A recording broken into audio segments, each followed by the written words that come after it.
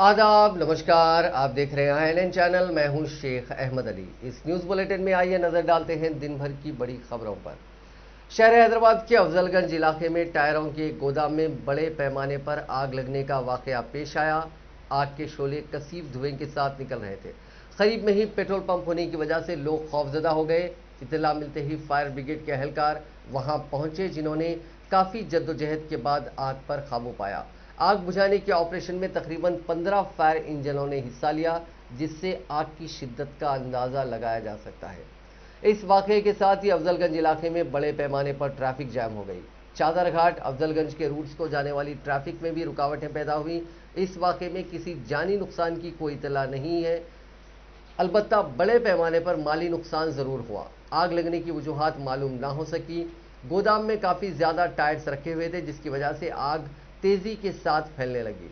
शुबा किया जा रहा है कि बाज़ अफराद ने जली हुई सिगरेट फेंकी, जिसके नतीजे में ये आग लगी। इस हादसे के बारे में INN चैनल के नुमाइंदे करीम खान ने DFO M श्रीनिवास रेड्डी से खास बातचीत की।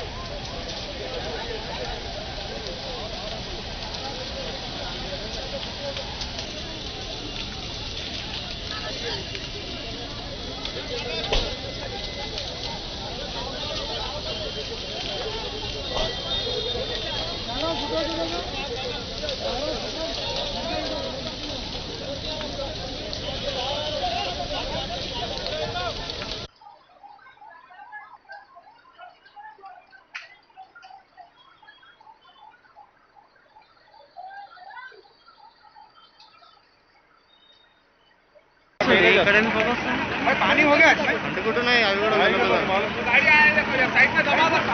गाड़ी आ रहा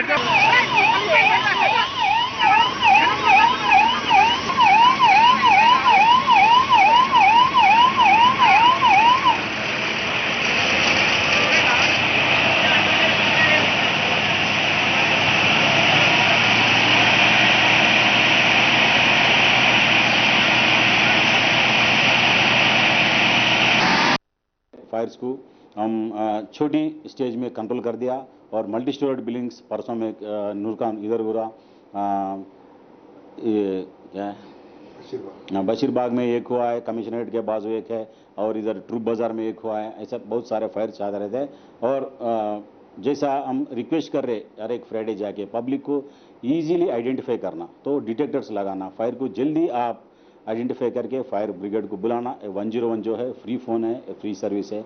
अब जितना जल्दी बुलाते हो हम उतना जल्दी। आप देखे आप बड़ा फायर हुआ, अब वो रोड पे के बाजू है बड़ा टायर्स का गोदाम, तो देख के जल्दी विथिन मिनट्स में इन्हें बुलाया। जैसा हम रीच होते कि एडिशनल फायर व्हीकल्स को बुला के जल्दी बुझा जाए। इसलिए पब्लिक के लिए हमारा रिक्वेस्ट है कि आप अगर फायर को किसी भी नहीं रोक सकते, फायर होते रहते हैं कभी भी, जो फायर हुए तो नुकसान को कम करना, लाइफ लॉस नहीं होने वजह से हम देख लेना, वो हमारा फर्ज है कि आप फायर को जल्दी आइडेंटिफाई करना, डिटेक्टर्स अटेंड करना। और छोटा छोटा किचन फायर से छोटा फायर पे कैसे बुझाना, हर एक फ्राइडे हम ट्रेनिंग कर रहे हैं, हमारा से ले लो, फायर स्टेशन से बात करो, 101 को फ़ोन करो।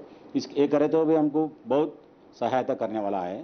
आप देख रहे हैदराबाद में बहुत इंडिया में बहुत सारे शहर में एक कोविड की वजह से बहुत अस्पताल में फायर्स हो रहा, हमारा हैदराबाद में देख लिया आप, एक फायर भी नहीं हुआ और भगवान के कृपा से एक लाइव्स भी लास्ट नहीं हुआ।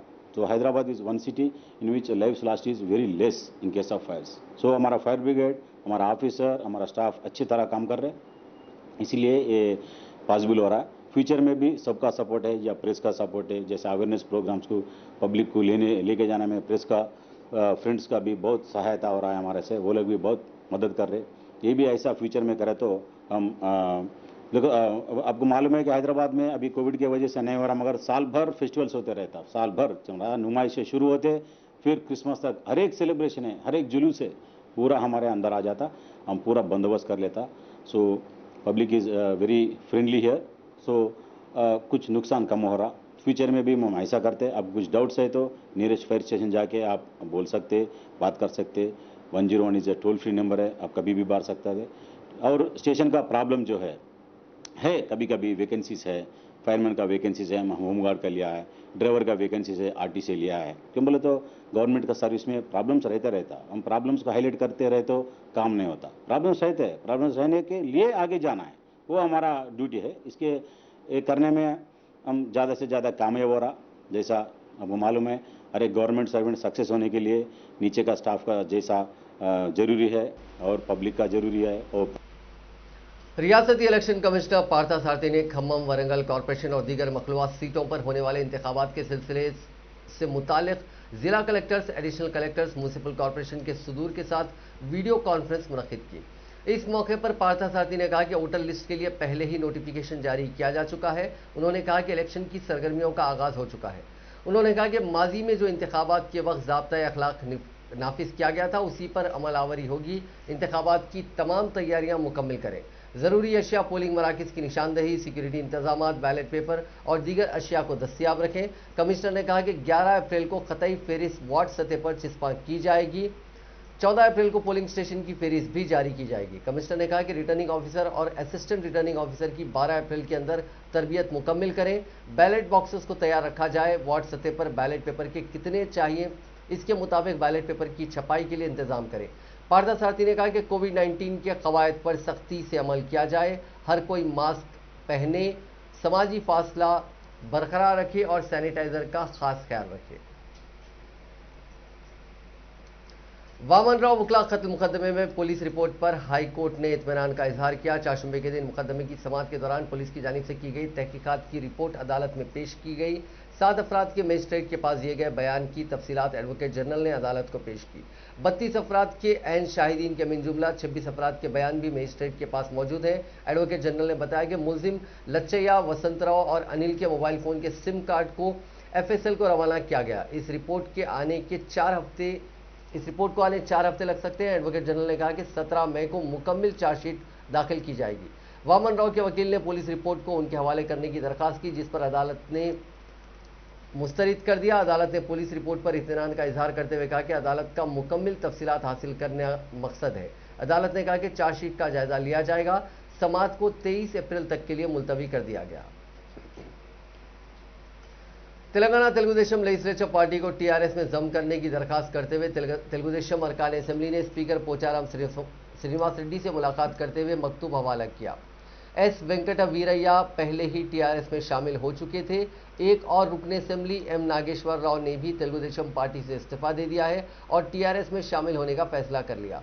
जराये के मुताबिक M नागेश्वर राव ने वज़ीर आला से मुलाकात करते हुए TRS में शमूलियत इख्तियार की। इसके बाद S वेंकटा वीरैया के हमरा स्पीकर पोचाराम श्रीनिवास रेड्डी से मुलाकात करते हुए तेलुगुदेशम लेजिस्लेचर पार्टी को TRS में जम करने की दरखास्त करते हुए मकतूब हवाले किया। इम्कान है कि बहुत जल्द इस सिलसिले में असेंबली बुलेटिन भी जारी किया जाएगा। वज़ीर इंफॉर्मेशन टेक्नोलॉजी KT रामाराव ने मरकज़ पर जोर दिया कि वो रियासतों में तिब्बी आला तैयार करने के काम वाली कंपनियों को तरगीबात देने और उनके मुसलसिल ताउन पर गौर करे। उन्होंने शहर हैदराबाद के नानक रामगुड़ा में मेट्रॉनिक्स इंजीनियरिंग एंड इनोवेशन सेंटर का इफ्तिताह किया। इस मौके पर मुनक़िदा तकरीब से खिताब करते हुए KTR ने कहा कि इनोवेशन और R&D तिब्बी आलात के शोबे में तरक्की को तेज़ करने में अहमियत का हामिल है। उन्होंने आदा किया कि हैदराबाद मेडिटेक इनोवेशन के मरकज़ के तौर पर उभर रहा है। ये हुकूमत की तरक्की पसंद पॉलिसी, बेहतरीन टैलेंट, ज़ायद इंफ्रास्ट्रक्चर की वजह से मुमकिन हो सका। हुकूमत तेलंगाना हिंदुस्तान को तैयारी, तहकीक और तरक्की के शोबेजात के मरकज़ के तौर पर आलमी नक्शे पर लाने के लिए बेशतर इक़दाम कर रही है।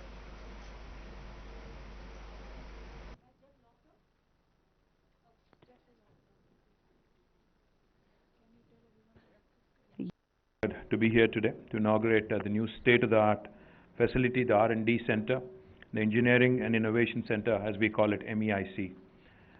As Joel pointed out, today Medtronics joins a marquee list of companies that have made Hyderabad their second largest home outside of their headquarters. And that marquee list includes Amazon, Google, Facebook, Microsoft, Apple, Uber, Salesforce, Novartis, the list goes on.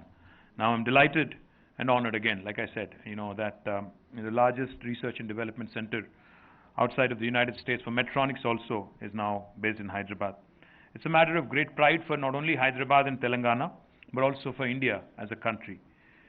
Medtronic, like I pointed out, has been a story that has shaped up and evolved in India, and as Divya pointed out, over the last, 10 years or so. Now, when we had made the announcement in August 2020, the announcement was with respect to investment of about $160 million into this new facility and employing more than 1,000 professionals over the next 5 years. I had the pleasure of announcing this investment last year, even in the midst of pandemic, and I'm honored that within a short span of 11 months, you guys have in fact stuck to the goal, stuck. वज़ीर industries व IT KT Rama Rao ने कहा है कि emerging technology के जरिए तिब्बी खिदमात में तोसी के बहुत से मौके मौजूद हैं। वज़ीर KTR ने आज वर्ल्ड इकोनॉमिक्स फोरम के ज़ेर एहतमाम saving life with emerging technology के उन्वान से मुनक़िदा ग्लोबल टेक्नोलॉजी गवर्नेंस समिट से खिताब किया। मंगल की निसफ शब को जापान से वर्ल्ड इकोनॉमिक फोरम की जानिब से मुनक़िदा इस कॉन्फ्रेंस में हिस्सा लेते हुए KTR ने ऑनलाइन तौर पर खिताब किया। अपने खिताब में उन्होंने कहा कि जदीद टेक्नोलॉजी से इस्तेफादा करते हुए तेलंगाना हुकूमत तिब्बी खिदमात को वसअत दे रही है।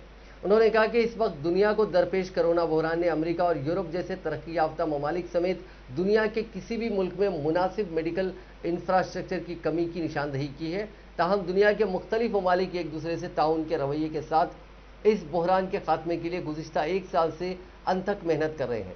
कोरोना जैसी वबाई अमराज के खिलाफ जंग में टेक्नोलॉजी, खास तौर पर इमर्जिंग टेक्नोलॉजी का किरदार इंतहाई अहम हो गया है। उन्होंने कहा कि हिंदुस्तान में इमर्जिंग टेक्नोलॉजी के इस्तेमाल में उनकी हुकूमत सबसे आगे है। खास तौर पर अराजी असलाहत, हुक्मरानी की दीगर असलाहत में टेक्नोलॉजी के एक बड़े प्लेटफॉर्म के साथ आगे बढ़ रही है। तेलंगाना के वज़ीर ट्रांसपोर्ट पी अजय कुमार ने साइकिल पर अपने हल्के खम्मम के मुख्तलिफ इलाकों का दौरा करते हुए तरक्याती कामों का जायजा लिया। उनके साथ कलेक्टर, कमिश्नर बल्दिया और मुख्तलिफ महकमे जात के अहदेदार भी साइकिलों पर थे। इस मौके पर उन्होंने ज़ेर इल्तिबा कामों को जल्द मुकम्मल करने की हिदायत दी।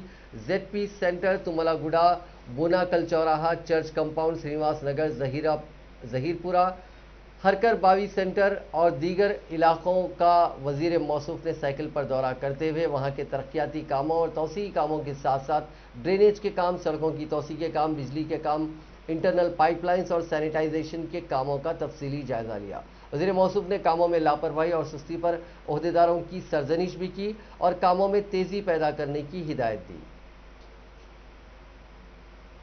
చేసి శానిటేషన్ ఎట్లుంది, తర్వాత రోడ్స్ ఇంప్రూవ్మెంట్ ఇతరత్ర చేసుకుంటా ఒక ప్రణాళికబద్ధంగా దాదాపు సంవత్సరన్నర నుంచి ఈ కార్యక్రమం చేస్తున్నాం. పొద్దున్నే లేచి మేము ఈ సైకిల్ యాత్ర చేసుకుంటా. ఈరోజు కూడా మరి మౌలిక వస్తువులకు సంబంధించి జరుగుతున్న అభివృద్ధి, దానికి సంబంధించిన ప్రోగ్రెస్, ఇతర బాటిల్ నెక్స్ ఏమున్నాయి, తర్వాత పట్టణ ప్రగతిలో భాగంగా ఎలక్ట్రిసిటీ డిపార్ట్మెంట్ వాళ్ళు అద్భుతమైన పనితీరు కనబరిచారు. ఖమ్మం టౌన్లో కొన్ని వేలాది పోల్స్, వందలాది ట్రాన్స్ఫార్మర్స్ పక్కకి షిఫ్ట్ అయ్యి రోడ్స్ అన్ని కూడా వైడనింగ్ అయినాయి. ఇంకా ఇప్పుడు ముఖ్యమంత్రి గారు ఇచ్చిన 30 కోట్ల మరి SDF నిధులు అంతర్గత రోడ్లు, పాత 1 టౌన్, 2 టౌన్, 3 టౌన్లో ఉన్న అంతర్గత రోడ్ల కోసం అని చెప్పి మొన్ననే శంకుస్థాపన చేశారు KTR గారు. ఆ పనులు కూడా ఇప్పుడు మొదలు పెట్టడం కోసం అని చెప్పి ఇవాళ ప్రాథమికంగా మరి క్షేత్రస్థాయి పర్యటన చేసుకున్నాం. తద్వారా ఖమ్మం నగరం మరి ఇంకా అద్భుతంగా తయారు చేస్తాం. వచ్చే సంవత్సరం రోజుల్లో ఈ బడ్జెట్లో పెట్టిన 150 కోట్లు ఏదైతే ఖమ్మం కార్పొరేషన్ పెట్టారో, ఆ ఖమ్మం కార్పొరేషన్ పెట్టిన 150 కోట్లు కూడా ఇదే విధంగా ప్రతి డివిజన్లో తిరుగుతాం. తిరిగి ఆ 150 కోట్లను కూడా సద్వినియోగం చేసుకొని ఎక్కడా కూడా ఏ డివిజన్లో కూడా మట్టి రోడ్డు లేకపోతే కచ్చా డ్రైన్ కనపడకుండా అంత పక్కా రోడ్లు, పక్కా డ్రైన్లు తయారు చేసి, అలాగే టౌన్ వైడ్ డెవలప్మెంటల్ యాక్టివిటీస్ కూడా కొన్ని తీసుకొని ఆ 150 కోట్లను కూడా ఖమ్మం నగరం అభివృద్ధి కోసం మరి వెచ్చించడం జరుగుద్ది. సో ప్రజలు జరుగుతున్న అభివృద్ధిని చూసి ఆస్వాదిస్తున్నారు. వారి స్వీయ అనుభవంలో ఉంది, వారి ఆశీర్వాదం కావాలని కోరుతాం. रियासती वजीर तलसानी श्रीनिवास यादव, रुकन असम्बली भूपाल रेड्डी ने नागार्जुना सागर असम्बली ज़मीनी इंतखाबात में TRS उम्मीदवार N भगत की इंतखाबी मुहिम में हिस्सा लेते हुए कहा कि इंतखाबी मुहिम में काफ़ी जोश देखा जा रहा है। उन्होंने कहा कि अवाम और राय दहिंदे TRS उम्मीदवार की तायद इसलिए कर रहे हैं क्योंकि वज़ीर आला चंद्रशेखर राव ने शादी मुबारक, कल्याण लक्ष्मी जैसी स्कीम्स के तहत लड़कियों की शादी के लिए 1 लाख रुपए फराहम किए हैं। साथ ही रैतु बीमा स्कीम से किसानों को फायदा हुआ है। మిషన్ భగీరథ నీళ్ళు వస్తున్నాయి, ఈడనే ఉన్నది ట్యాంకు చూసినా వస్తున్నాయా? అంతకుముందు తాగడానికి నీళ్ళు దొరుకుతుండేనా మనకు? కాబట్టి తప్పకుండా మన ధర్మం టీఆర్ఎస్ పార్టీకి మరి అదే విధంగా కారు గుర్తు కొట్టేయాలి। तेलंगाना की गवर्नर डॉक्टर तमिलिसाई सौंदरराजन ने कहा है कि मुल्क में बागवानी की तरक्की के वसी इम्कानात हैं। उन्होंने कहा कि मुल्क दुनिया का तेजी से उभरता हुआ ज़राअत का मरकज है और ये दुनिया की फलों और सब्जियों की मार्केट बन गया है। उन्होंने मजीद कहा कि बागवानी आने वाले वर्षों में तरक्की का अहम मरकज बनेगी। उन्होंने पुडुचेरी के राजनिवास जहां के एलजी की वो जिम्मेदारी संभाले हुए हैं, वर्चुअल तरीक़ेकार के जरिए तेलंगाना की कुंडा लक्ष्मण बापूजी ज़रई यूनिवर्सिटी के पहले कॉन्वोकेशन से खिताब किया। उन्होंने कहा कि बागवानी को बड़े पैमाने पर तरक्की देने से आने वाले बरसों में किसानों की आमदनी को दुगना करने का मकसद हासिल किया जा सकता है। उन्होंने मजीद कहा कि तेलंगाना रियासत पॉली हाउस और दीगर तरगीबात के लिए माली इमदाद की फराहमी के जरिए बड़े पैमाने पर बागवानी को फ़रोग़ दे रही है। किसानों और दीगर एंटरप्रेन्योर्स को चाहिए कि वही शोबे से फ़ायदा उठाएं, including the strengthening of immune system, combating malnutrition in all its forms, and overall prevention of non-communicable diseases. The COVID-19 lockdown brought everything into a halt, but not the farmers. While all other sectors declined during the COVID-19 pandemic, the farming sector recorded a growth rate of 3.4% that made many of us to realize the importance of farming and how intertwined we are to the nature. I salute and thank all the farmers of our country for the relentless service to feed our nation. Here, I would like to quote the words of legendary Thiruvalluvar from the immortal Thirukural about farming and its importance of mankind. Ulandrum air pinnadu ulagam. Telangana किसान कांग्रेस के सदर अन्वेश रेड्डी ने कहा है कि तेलंगाना में इमदादी बाहमी society में बड़े पैमाने पर बदनुवानी हो रही है। मीडिया से बात करते हुए उन्होंने कहा कि खम्मम और मेदक की कोनापुर सोसाइटी में हुई बेकायदगियों के बारे में ओहदेदारों से शिकायत करने के बावजूद कोई कार्रवाई नहीं की जा रही है। तहकीकात के नाम पर टाल मटोल से काम लिया जा रहा है।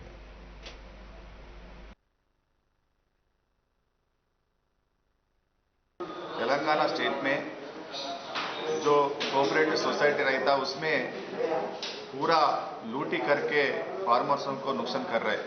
खम्मम डीसीसी बैंक में एक 7 करोड़ का चेंज नुकसान करे और मेदक कोनापुर सोसाइटी में 3 करोड़ पूरा लूटी कर दिया। ये गवर्नमेंट का हम लोग डिमांड कर रहे हैं। ये सोसाइटी में किधर किधर ऐसा ऑडिट करने वाला एम्प्लॉय है उन लोग के ऊपर और डीसीओ के ऊपर, अगर सोसाइटी का चेयरमैन के ऊपर इन लोग का पूरा इंक्वायरी करके वो जो लूटी हुआ वो अमाउंट पूरा सोसाइटी को देने के लिए इमीडिएट एक्शन। तेलंगाना बीजेपी के नायब सदर एनवीएस प्रभाकर ने कहा है कि नोटिफिकेशन जारी करने में ताखीर करने की वजह से बेरोजगार अफराद खुदकुशी का रास्ता इख्तियार कर रहे हैं। मीडिया से बात करते हुए उन्होंने कहा कि इसके लिए वजीर आला चंद्रशेखर राव ही जिम्मेदार हैं। रियासत में एसीबी, कत्ल और दीगर जराइम में इजाफा हो रहा है। वुज़रा फ़ोन पर रियल स्टेट वालों को धमकियां दे रहे हैं। उन्होंने कहा कि जो ऑडियो वायरल हुआ है उसमें वजीर मल्ला रेड्डी की आवाज़ नहीं है, तो इसकी हुकूमत तहकीकात करे। उन्होंने कहा कि केटीआर के साथ ही ड्रग्स केस में मुलविस है। లాండ్రీకి వస్తుంది అంటే 100-150 రూపాయలు నెలకి అయ్యేటువంటి అవకాశం ఉంది, లేదా 250 రూపాయలు అయ్యేటువంటి అవకాశం ఉంది. చలో ఉచితంగా అందిస్తున్నారంటే పర్వాలేదు, మనం సంతోషిద్దాం. కానీ ఇదే జిహెచ్ఎంసి ఆ యొక్క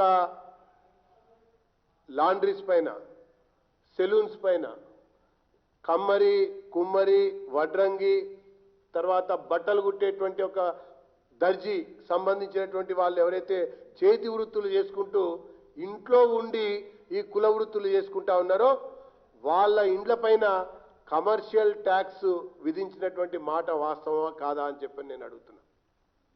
కమర్షియల్ ఎలక్ట్రికల్ మీటరు విధించినటువంటి మాట వాస్తవమా కాదా అని చెప్పని నేను అడుగుతున్నా.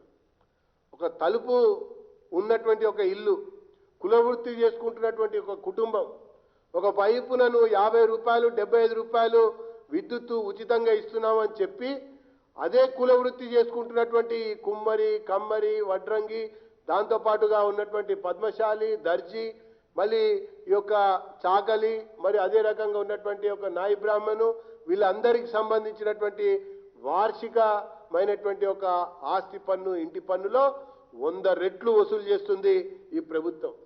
ఒకవైపున ఇచ్చినట్టే ఇచ్చి మరొక వైపున మోసగించి వసూలు చేస్తున్నటువంటి విషయాన్ని కూడా తీవ్రంగా తప్పుపడుతూ, నిజంగా చిత్తశుద్ధి ఉన్నట్టయితే ఆ 1000 కోట్లు युद्ध प्राधिकरण तेलंगाना में अपनी नई सियासी जमात के जरिए सियासी इनिंग्स की शुरुआत करने का इशारा देने वाली मुत्तहिदा आंध्र प्रदेश के साबिक वज़ीर आला वायएस राजशेखर रेड्डी की दुख्तर वायएस शर्मिला, जिन्होंने तेलंगाना में इलाकाई जमात के आगाज का इशारा दिया था, उनके हामी तेलंगाना के खम्मम जिले में होने वाले जलसे की तैयारी कर रहे हैं। ये जलसा 9 अप्रैल को खम्मम जिले में होने वाला है, जिसमें पार्टी के नाम, झंडे और एजेंडे का ऐलान मुतवक्को है। कोविड के उसूलों के मुताबिक ही जलसा मुनक्किद करने की यकीन दहानी के बाद पुलिस ने इस जलसे की इजाज़त दी है। इस जलसे में शर्मिला की मां वायएस विजयम्मा को भी शिरकत की दावत दी गई है और तवक्को है कि वो शिरकत करेंगी। समझा जाता है कि वो अपनी बेटी का हौसला बढ़ाने के लिए ही इस जलसे में शिरकत करेंगी।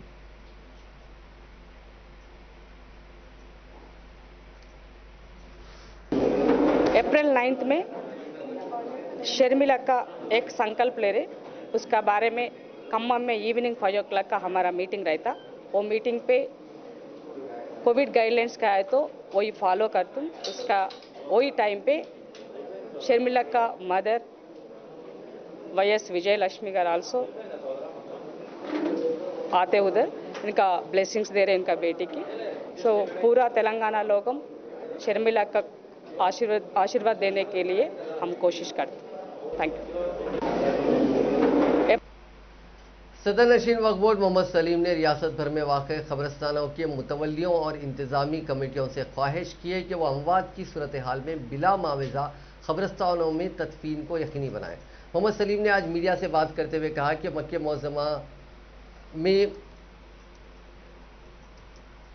और मदीने मुनव्वरा में जो क़ब्रिस्तान है और वहाँ का जो इंतज़ाम है, अगर उन क़ब्रिस्तानों में बगैर किसी सरहद के तदफीन की इजाज़त है तो फिर किस तरह तेलंगाना में मुसलमानों को तदफीन से रोका जा सकता है? बोर्ड में जो रखेगा आज भी पूरे बड़े बड़े एजेंटे थे, अरे 42 एजेंटे थे, उसको जो है ना रेगुलर होता था, मगर इत्तेफाक से आज सीओ नहीं आने से जो है इम्पोर्टेंट बहुत थे, कैंसलेशन के थे, ग्रेडियर्स के थे, दरगाह यूसुफियन का था, कोकापेट का कैंसलेशन का था, मिनी हज हाउस का संगारेड्डी का था, बनारस कुछ कैंसलेशन के थे, कुछ बनाने के थे, कुछ डेवलपमेंट के थे। इंशाल्लाह नेक्स्ट मीटिंग में और ज्यादा ये करके। वज़ीर सेहत ईटला राजेंद्र ने कहा है कि तेलंगाना में कोई लॉकडाउन या कर्फ्यू नहीं होगा। कोरोना वायरस के केसेस में इजाफे के पेश नज़र ओहदेदारों के साथ जायजा इजलास के बाद मीडिया से बात करते हुए उन्होंने कहा कि कोरोना वायरस के केसेस में इजाफा हो रहा है, लेकिन ज़्यादातर आवाम में अलामतें ज़ाहिर नहीं हो रही हैं। वज़ीर मौसूफ ने तेलंगाना में कोरोना वायरस से होने वाली अमवात 0.5% है। उन्होंने कहा कि ट्रेसिंग, टेस्टिंग, ट्रीटमेंट का अमल मौसर अंदाज में चल रहा है। दूसरी तरफ टीका देने का प्रोग्राम भी जारी है। आने वाले दिनों में यौमिया 1.5 लाख टीके देने का फैसला किया गया है और टेस्ट की तादाद भी 1 लाख तक करने पर गौर किया जा रहा है। वज़ीर मौसूफ ने कहा कि तेलंगाना तमाम हॉस्पिटल्स में दीगर आम मर्ज के साथ साथ कोविड का इलाज किया जाएगा। उन्होंने कहा कि इब्तदाई तिब्बी मराकिज़ पर टेस्ट की सहूलत फराहम की गई है। उन्होंने कहा कि महकमे सेहत के मुलाजिमीन की रुख्सत मनसूख कर दी गई है। महकमे सेहत अब 24 घंटे काम करेगा। वज़ीर मौसूफ ने कहा कि 33 अजला में सरकारी आइसोलेशन सेंटर्स भी कायम किए गए हैं। उन्होंने आवाम से अपील की है कि वो इलाज के लिए सरकारी दवाखानों में आएँ, खानगी हॉस्पिटल्स में इलाज को तरजीह ना दें। वज़ीर मौसूफ ने कहा कि आवाम तमाम तर क़वायद पर अमल करें। उन्होंने कहा कि रैपिड टेस्ट में ही 95% का पता चल रहा है, ज़रूरत पड़ने पर RT-PCR के टेस्ट किए जा रहे हैं।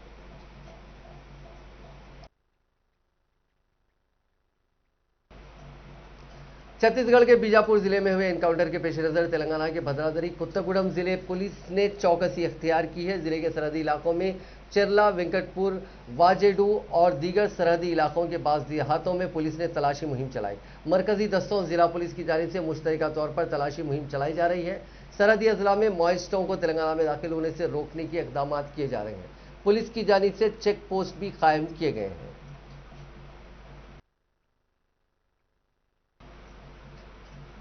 भाई बहन के मुकद्दस रिश्ते को शर्मसार और तार-तार करने वाला हैवानियत का वाकया भद्राद्री कोत्तागुड़म टाउन में पेश आया, जहां एक 20 साला यतीम लड़की को उसके ही सगे भाई और तायाजाद भाई ने कई सालों तक जिनसी ज्यादती का निशाना बनाया। पिछले कुछ महीनों से भाइयों की जिनसी ज्यादती से इजाफे से तंग बहन ने पुलिस स्टेशन में शिकायत दर्ज करवाई। कोत्तागुड़म टाउन में शिकायत के बाद मुतासिरा लड़की ने मीडिया को तफसीलात पेश की। लड़की ने बताया कि बचपन में ही इसका वालिद घर छोड़कर चला गया था। वालिदा खानदान की तमाम तर जिम्मेदारियों की देखभाल करती थी। उनका खानदान बचपन में ही कोत्तागुड़म जिले के मुनुगुरु में रहता था। साल 2009 में जब वो 9वीं जमात में थी, उसका सगा बड़ा भाई उसे जिनसी ज्यादती का निशाना बनाना शुरू किया था। मुलाजिमत मिलने पर वो कुछ साल पहले ही कोत्तागुड़म मुंतकिल हो गया था। वहां भी इसको जिनसी ज्यादती का निशाना बनाया गया, जिस पर वो मेडिसिन एंट्रेंस की कोचिंग के लिए कोत्तागुड़म टाउन में वाक़ अपने ताया के घर रहने लगी। लेकिन वहां भी तायाजाद भाई ने उस पर जिनसी ज्यादती की। उसने धमकी दी कि अगर उसने किसी को बताया तो वो उसे जान से मार डालेगा। लड़की ने बताया कि वो मेडिसिन एंट्रेंस ट्रेनिंग के लिए किसी और इलाके में चली गई थी, लेकिन लॉकडाउन की वजह से घर वापस होना पड़ा। उसके आने के बाद से फिर बड़े भाई ने उसके साथ ज्यादती करनी शुरू की। लड़की ने बताया कि इस वाक़े का उसकी मां, ताया और ताई को इल्म था, लेकिन वो लोग भी उन दरिंदों का साथ दे रहे थे और पुलिस में शिकायत दर्ज करवाने की धमकी पर जान से मार देने की धमकियां दे रहे थे। यह सिलसिला गुज़िश्ता कई साल से जारी था। बिलाखिर लड़की ने तंग आकर कोत्तागुड़म 2 टाउन पुलिस स्टेशन में दोनों भाइयों, मां, ताया और ताई के खिलाफ शिकायत दर्ज करवाई। इंस्पेक्टर सत्यनारायण ने बताया कि लड़की की शिकायत पर पुलिस ने मुकदमा दर्ज करते हुए तहकीकात का आगाज कर दिया। ताहम इस वाकये के मंजर आम पर आने के बाद तायाजाद भाई ने पुलिस से बचने के लिए घर में फांसी लेकर खुदकुशी कर ली। సెకండ్ క్లాస్ నుండి నేను మా అమ్మకి ఇలా చేస్తున్నాడని చెప్పిన एक बाप ने अपनी 8 माह की बेटी को पानी के संप में फेंक दिया, जिसके नतीजे में उसकी मौत हो गई। ये वाकया मंगल की शब तेलंगाना के शमशाबाद में पेश आया। पुलिस के मुताबिक उस शख्स जिसकी शिनाख्त नाई का काम करने वाले विक्रम के तौर पर की गई, अपनी बेटी और बीवी के साथ शमशाबाद पुलिस स्टेशन के हुदूद में तुंडापल्ली इलाके में मुकीम था।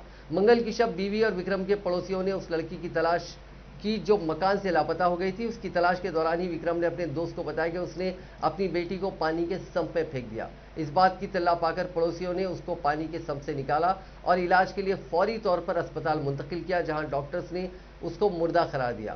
पुलिस ने कहा कि विक्रम ने अपनी बीवी के दूसरों से नाजायज ताल्लुकात का शुबा किया था, जिसके नतीजे में ही उसने अपनी बेटी को पानी के संप में फेंक दिया।